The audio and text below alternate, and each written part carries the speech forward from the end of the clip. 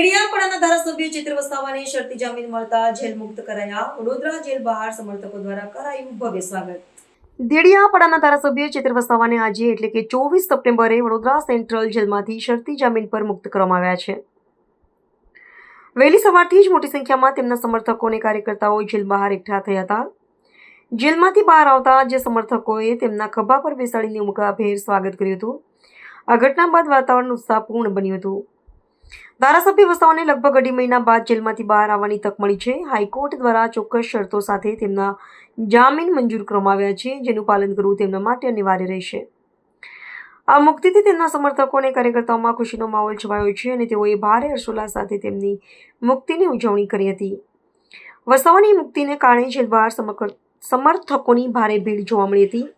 કોઈપણ અનિચ્છનીય ઘટનાને ટાળવા માટે પોલીસ દ્વારા પણ જેલ પરિસરમાં ચુસ્ત બંદોબસ્ત ગોઠવી દેવામાં આવ્યો હતો. આ મુક્તિથી આગામી સમયમાં રાજકીય ગતિવિધિઓમાં પણ તેજી આવવાની શક્યતા છે.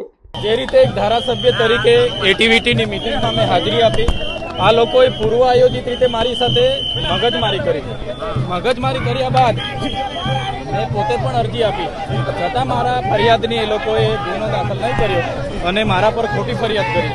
એમાં પણ 307 લગાડી, હાફ મર્ડર, અને મને જે માથાભારે સાબિત કરીને 80 દિવસ જેલમાં રાખવામાં આવ્યો છે. એમાં ભાજપ અને પોલીસ પ્રશાસનનો ખૂબ મોટો હાથ છે.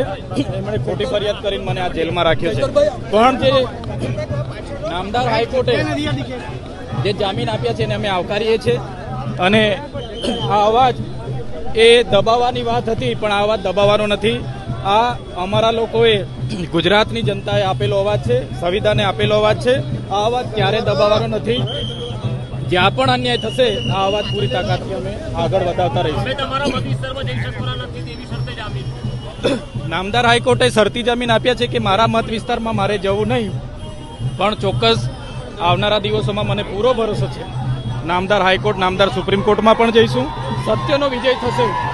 સત્ય પરાજિત થાય છે, સત્ય પરેશાન થાય છે, પણ પરાજિત થતો નથી. સત્યનો વિજય થશે. કલમોની વાત કરો છો તો પછી એટીવીટીની મિટિંગ હતી, સરકારી અધિકારીઓ બધા હાજર હતા.